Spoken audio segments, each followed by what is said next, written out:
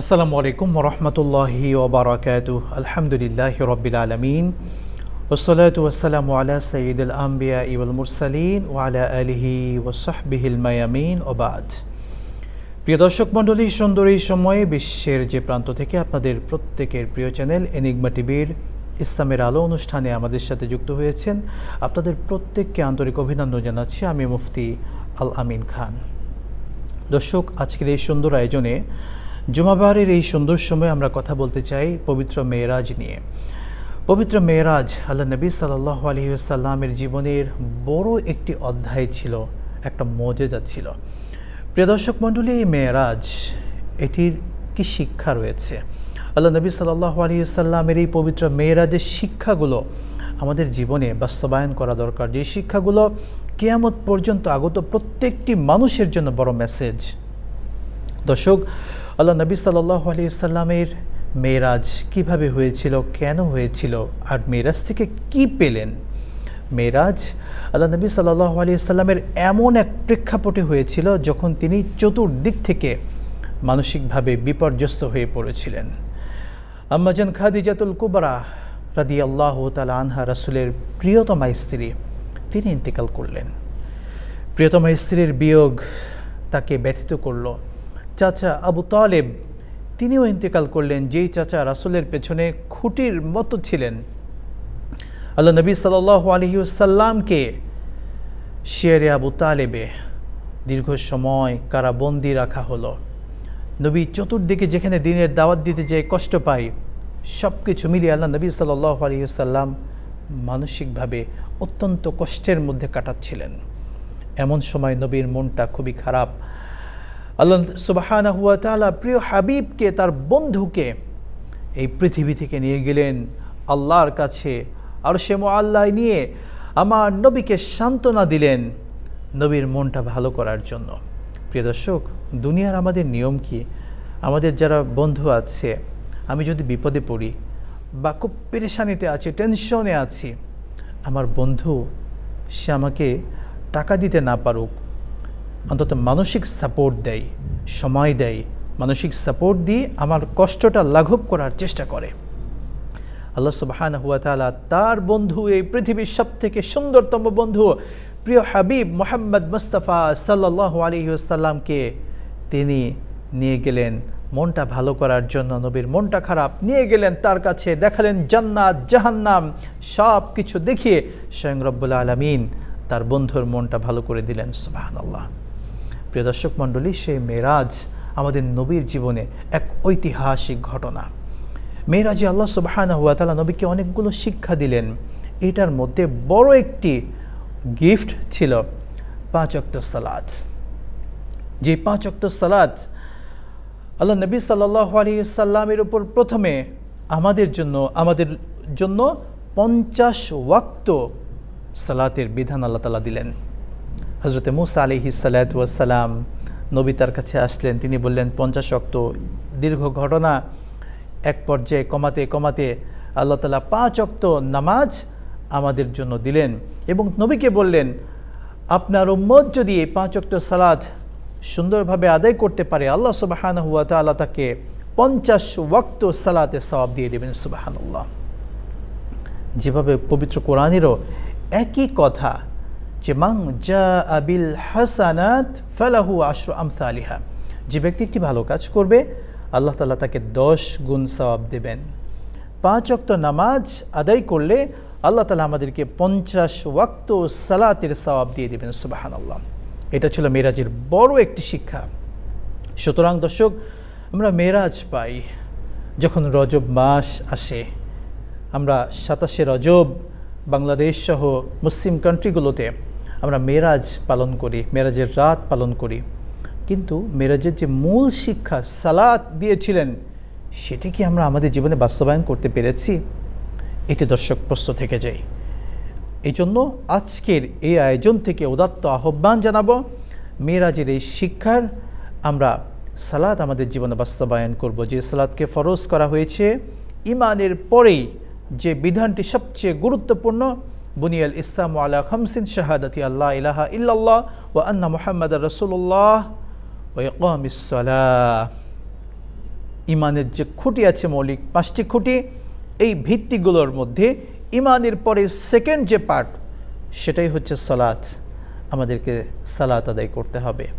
আসুন আজকের এই প্রোগ্রামের আমাদের উদাত্ত আহ্বান, আমরা সালাত আদায় করি। 1 নম্বর, মিরাজে আল্লাহ সুবহানাহু ওয়া তাআলা নবীকে যে শিক্ষাগুলো দিয়েছিলেন সেটার অন্যতম শিক্ষা ছিল, আমরা সূরা বানী ইসরাঈল আমরা জানি, এটির অপর নাম সূরাতুল ইসরা।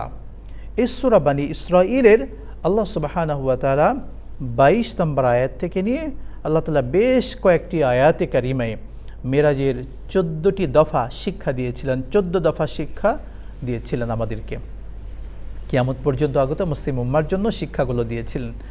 উল্লেখযোগ্য যদি আমরা কয়েকটির কথা বলি, প্রথমে আল্লাহ তাআলা যে শিক্ষা মেসেজ দিয়েছিলেন আমার নবীর মাধ্যমে বিশ্ববাসীকে, সেটি ছিল লা তাজআল মা'আল্লাহি ইলাহান আখার ফাতাকউদা মালুমান মাহসুরা। যে আল্লাহ শিক্ষা দিয়েছিলেন আল্লাহর সঙ্গে কাউকে শরীক করবেন না, অর্থাৎ শিরিক না করার শিক্ষা ছিল মেরাজের প্রথম শিক্ষা। সেকেন্ড যে শিক্ষাটা ছিল ওয়াকাদা রাব্বুকা আল্লা তা'বুদু ইল্লা ইয়্যা ওয়া বিল ওয়ালিদাইনি ইহসানা। সূরা বানী ইসরাঈল 23 নম্বর আয়াতে কারিমা আল্লাহ পাক বলছেন, আল্লাহ তাআলা আদেশ দিচ্ছেন আমাদেরকে তার দাসত্ব করার জন্য, তার স্বীকৃতি দেওয়ার জন্য, তার ইবাদত করার জন্য।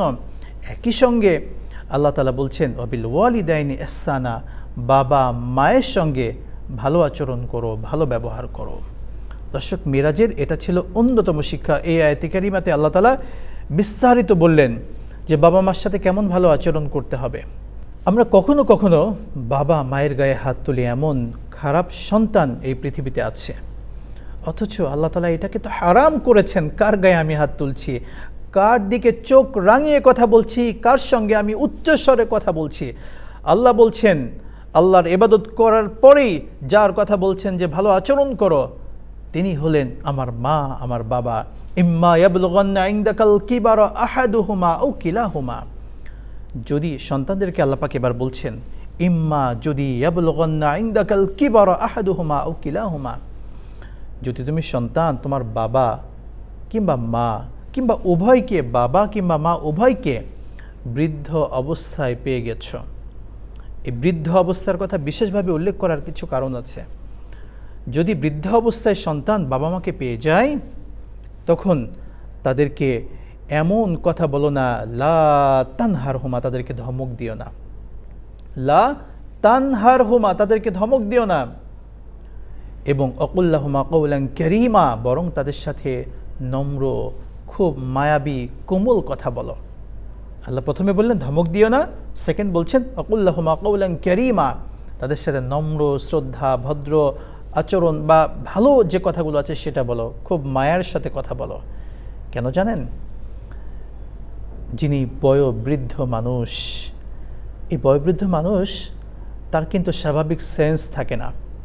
আমরাই তো বলি, আমাদের ছোট বাচ্চাটা, আমরা যখন ছোট ছিলাম, যে মা যে বাবা আমাকে বড় করলেন, তাদের কোলে আমরা যখন বড় হয়েছি, আমরা যেখানে ইচ্ছা কিন্তু ছোট্টবেলায় আমরা পেশাব করে দিয়েছি, আমরা বাথরুম করে দিয়েছি, যেখানে ইচ্ছা করে দিয়েছি। আমার মা কি রেগে গিয়ে আমাকে কখনো ধমক দিয়েছে? কখনো ধমক দিয়েছে? দেননি। কারণ মা জানেন আমার সেই বুঝ এখন নাই যে আমার সন্তানটাকে ধমক দিলে সেটা বন্ধ করবে। আমরা বরং মা কি করতেন? সন্তানকে কোমলভাবে বলতেন যে আব্বু, বাবা, সোনা বা মা, আরও সুন্দরভাবে, কোমলভাবে, ভালোবাসা দিয়ে মা কিন্তু সন্তানকে আরও বলতেন। আমরা যখন ছোট্ট অবস্থায় ছিলাম তখন কত কথা আমরা বলতাম, বাবাকে মাকে বিরক্ত করে ছাড়তাম, কান্নাকাটি করে বিরক্ত করে ছাড়তাম। রাত্রেবেলা ঘুমাতেন মা, একটু পর পর বাথরুম করেছি, পেশাব করে দিয়েছি, বিছানা ভিজে গিয়েছে, মা আমাকে নিয়ে বুকে জড়িয়ে ধরে তিনি সেই ভিজার উপর থেকেছেন আর আমাকে শুকনো জায়গায় রেখেছেন, মায়ের জায়গায়। এই কষ্টগুলোর কথা কেন ভুলে যাই আমরা সন্তানেরা? আল্লাহ সুবহানাহু ওয়া তাআলা সেই কথাই বলছেন। মেরাজের শিক্ষা এটা ছিল সেকেন্ড শিক্ষা, বিল ওয়ালিদাইনি ইহসানা, বাবার সাথে ভালো আচরণ করো, মায়ের সাথে ভালো ব্যবহার করো, এবং যখন তাদেরকে বৃদ্ধ অবস্থায় পেয়ে যাও তাদেরকে কোনো অবস্থাতে তাদের কাজে তুমি ধমক দিও না। প্রিয় দর্শক, আমরা যে ধমক দিই আল্লাহ এটা নিষেধ করেছেন। আর তাদেরকে ধমক দেওয়া তো দূরে থাক, গায়ে হাত তোলা এটা তো অনেক দূরে থাক, আল্লাহ আরও কথা সুন্দর করে বলছেন তারা যেন শব্দটাও না বলে। দর্শক, কথাটি বুঝবেন, আল্লাহর যে সুন্দর সাজানো গোছানো কথা, ছন্দময় কথা, আল্লাহ বললেন তারা যেন শব্দটাও না করে। লা তাকুল্লাহুমা উফিন। উফ কখন বলে? আমরা হঠাৎ হাঁটতে গিয়ে আমার পাটা দরজার কোনায় একটু বাড়ি খেয়েছে, ইস বলে উঠি। হাঁটতে গিয়েছি, একটা কাঁটা, ছোট্ট একটা কাঁটা পায়ে লাগলো, কিংবা একটা ইটের টুকরা পায়ে লেগেছে, ইস। আমরা হালকা ব্যথায় কিন্তু ইস কিংবা একটু কষ্ট পেয়ে বলি।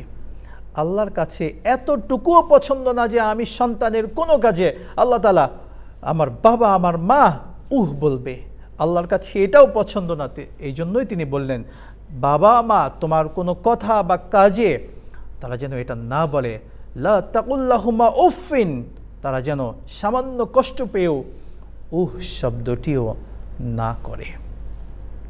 মিরাজের শিক্ষা ছিল অন্যতম শিক্ষা এটা। এরপরে আল্লাহ সুবহানাহু ওয়া তাআলা মিরাজের অন্যতম শিক্ষা বললেন, আমরা রব্বুকুম আ'লামু বিমা ফি নুফুসিকুম ইন তাকুনু সালিহিন ফাইন্নাহু কানা লিল আওয়াবিনা গফুরা। রব্বুকুম আ'লামু বিমা ফি নুফুসিকুম, তোমাদের রব মানে আল্লাহ, তিনি জানেন তোমাদের অন্তরে কি আছে, আমাদের অন্তরে কি এখন চলছে, আল্লাহ জানেন সেটা। এটা আল্লাহ নবীকে শিখাচ্ছেন যে নবী আপনি মানুষদেরকে বলে দেবেন আমাদের অন্তরে, মানুষের অন্তরে যা থাকে আল্লাহ সেটা জানেন। এবং আল্লাহ শেষে বলছেন আল্লাহর কাছে ক্ষমার শিক্ষা, তাওবার শিক্ষা, কিভাবে মাপ চাইতে হবে, মাপ চাওয়ার শিক্ষা আল্লাহ দিচ্ছেন। অর্থাৎ 3 নম্বর শিক্ষা ছিল আল্লাহর কাছে তাওবা করতে হবে, ক্ষমা চাইতে হবে, মাপ চাইতে হবে। এটা ছিল 3 নম্বর শিক্ষা। এরপরে অন্যতম একটা শিক্ষা ছিল ওয়াআতিদাল কুরবা হাক্কাহু ওয়াল মিসকিন। আত্মীয় স্বজন তাদের প্রতি এবার একটা দায়িত্ব আছে, সেই দায়িত্বটা পালন করতে হবে। যারা মিসকিন তাদের প্রতি একটা দায়িত্ব আছে, সেই দায়িত্বটা পালন করতে হবে।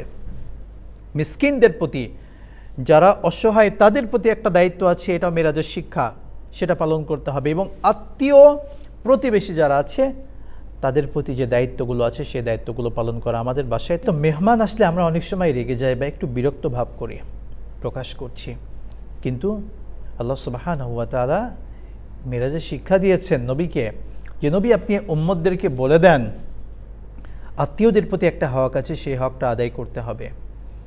এখানে অনেক বিস্তারিত কথা, যদি সংক্ষেপে বলি, আমার ফুফু তার একটা অধিকার আছে, সেটা আদায় করতে হবে। খালার অধিকার আছে, বোনের অধিকার আছে, ভাইয়ের অধিকার আছে, অন্যান্য আত্মীয় স্বজনদের অধিকার আছে, চাচা মামা সবার অধিকারগুলো বাস্তবায়ন করতে হবে। মিরাজের অন্যতম শিক্ষা ছিল। অন্যতম আরেকটি শিক্ষা হচ্ছে লা তুবাদ্দির তাবযীরা, অপচয় করা যাবে না।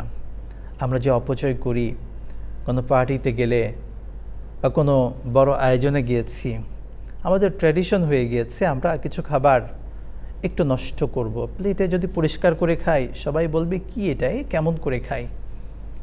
কিন্তু না, ইসলাম শিখিয়েছে, কোরআনের শিক্ষা, মিরাজের শিক্ষা, লা তুবাদ্দির তাবযীরা, অপচয় হয় এমন কোনো কাজ করা যাবে না, যে কোনো অপচয় করা যাবে না। এটা হলো মিরাজের অন্যতম শিক্ষা। আল্লাহ বলছেন যারা অপচয় করে তারা ইন্নাল মুবাযযিরিনা কানু ইখওয়ানাশ শায়াতিন, তারা যেন শয়তানের ভাই, নাউযুবিল্লাহ। অর্থাৎ অপচয়কারীদেরকে শয়তানের ভাই হিসেবে আখ্যা দেওয়া হয়েছে।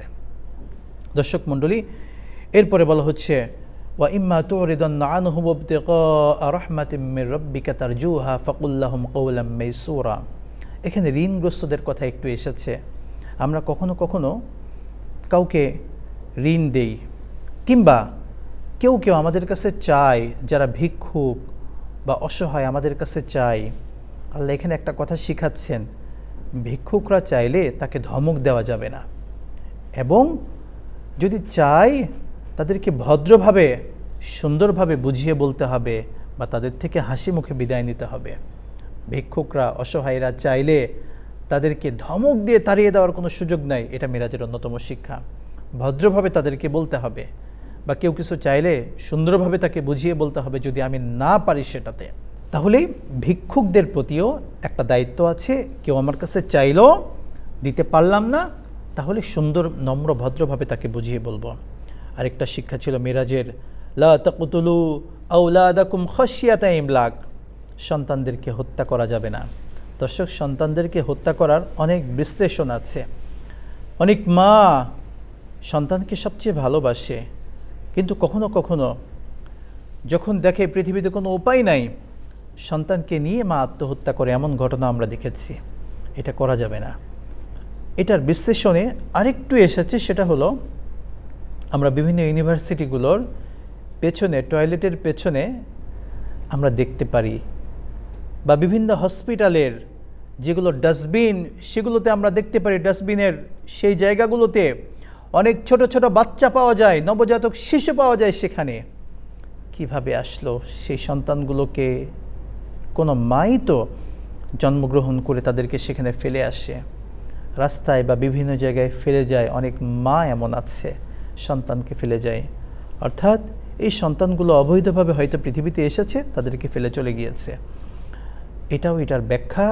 মিরাজের অন্যতম শিক্ষা, সন্তানকে এইভাবে করা যাবে না। সন্তানকে যে অন্যায়ভাবে হত্যা করা, এটার অনেক বিশ্লেষণ। এটা কোনো অবস্থাতে যাবে না, এটা বৈধ হবে না। এরপরে আল্লাহ বলছেন খুবই শক্ত একটি কথা, লা তাকরাবুজ জিনা, তোমরা জিনা, ব্যভিচার, এটার কাছেও তোমরা যেও না। এই কথা লা তাকরাবুজ জিনা, যারা পরকিয়া করে তাদেরকে আল্লাহ ধরে ধরে বললেন, এই পরকিয়া তো জিনা ব্যভিচার, এটা করা যাবে না, এটার ধারের কাছেও যাওয়া যাবে না। অর্থাৎ জিনা ব্যভিচার হতে পারে এমন কোনো কাজ টোটালি করা যাবে না। এটা হলো মিরাজের অন্যতম শিক্ষা। এরপরে ওয়ালা তাকতুলুন নাফসাল্লাতী হারামাল্লাহু ইল্লা বিল হক, মিরাজের অন্যতম শিক্ষা ছিল মানুষকে অন্যায়ভাবে হত্যা করা যাবে না। যেটা আমরা করি, যার প্রভাব প্রতিপত্তি পাওয়ার ক্ষমতা আছে, ব্যক্তি স্বার্থের কারণে আমরা মানুষকে পর্যন্ত হত্যা করি। মিরাজের অন্যতম শিক্ষা ছিল মানুষকে কোনোভাবে অন্যায়ভাবে হত্যা করার কোনো সুযোগ নাই, এটা হারাম কাজ। যে ব্যক্তি কাউকে হত্যা করল, সেজন্য টোটাল দুনিয়ার মানুষকে হত্যা করে ফেলল। মান কতালা নাফসাম বিগয়রি নাফসিন ফাকান্নামা কতালান নাস জামিয়া, যেন সকল মানুষকে হত্যা করলো।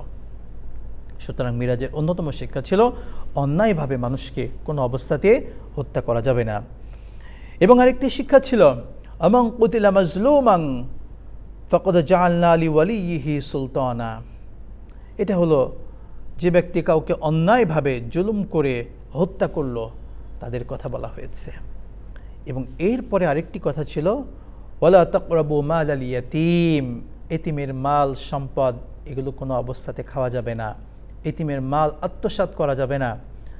আমার ভাইটা হয়তো মারা গেছে, তার এতিম বাচ্চা, ছোট ছোট বাচ্চা রেখে গিয়েছে স্ত্রী সহ, আমি একটু জবরদখল করে সেই ভাইটার জায়গার একটু অংশ জবরদখল করে নিয়ে ফেললাম, কিংবা আমার পাওয়ার আছে, আমার প্রতিবেশী দুর্বল গরিব মানুষ, তার জমিগুলো নিয়ে ফেললাম কষ্ট দিয়ে, একটু বন্দুক ঠেকিয়ে নিয়ে ফেললাম, জবরদখল করে নিয়ে ফেললাম, এটা পারবো না। মিরাজের শিক্ষা কিন্তু এটা, লা তাকরাবু মালাল ইয়াতীম, এতিমের সম্পদের কাছেও যাওয়া যাবে না। প্রিয় দর্শক মণ্ডলী, এগুলো ছিল মিরাজের শিক্ষা। আরও অনেকগুলো শিক্ষা ছিল, যে পৃথিবীতে দম্ভ ভরে চলা এটা যাবে না, পৃথিবীতে যে আমরা দম্ভ নিয়ে চলি এগুলো চলা যাবে না। এটাও ছিল মিরাজের শিক্ষা। অর্থাৎ মিরাজের শিক্ষাটা এমন একটা শিক্ষা যে একটা মানুষের জীবনে যা যা প্রয়োজন টোটাল বিষয়গুলো আল্লাহ তাআলা নবীকে শিক্ষা দিলেন, যে নবী মানুষকে আপনি এবার শেখান, মানুষকে শিখিয়ে মানুষের ভিতরে পরিবর্তন নিয়ে আসুন। প্রিয় দর্শক মণ্ডলী, আসুন মিরাজের যে শিক্ষাগুলো আমরা শিখলাম, জানলাম, আল্লাহ সুবহানাহু ওয়া তাআলা আমাদের প্রত্যেককে মিরাজের শিক্ষা আমাদের জীবনে বাস্তবায়ন করার তৌফিক দান করুন, আল্লাহুম্মা আমিন। দর্শক মণ্ডলী, এনিগমা টিভির এই সুন্দর আয়োজন ইসলামের আলোয় আমরা আজকের মতো বিদায় নিব। এমন সুন্দর সুন্দর ভিডিও পেতে এনিগমা টিভি এবং দোয়েলের ফেসবুক পেজ, ওয়েবসাইটে যুক্ত থাকুন, নিয়মিত পেয়ে যাবেন। সঙ্গে থাকুন আমাদের। আল্লাহ প্রত্যেককে সুস্থ রাখুন, ভালো রাখুন। আসসালামু আলাইকুম ওয়া রাহমাতুল্লাহি ওয়া বারাকাতুহু।